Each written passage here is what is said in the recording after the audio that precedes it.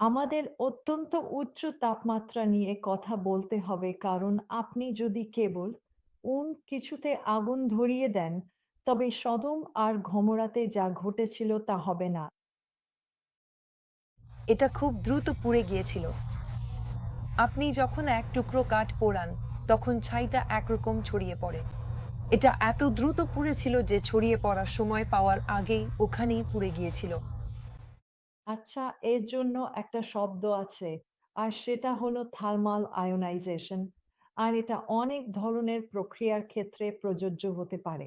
কিন্তু এই ক্ষেত্রে এর জন্য চরম তাপের প্রয়োজন হয়, অনেকটা নিউক্লিয়ার রিঅ্যাকশনের মতো।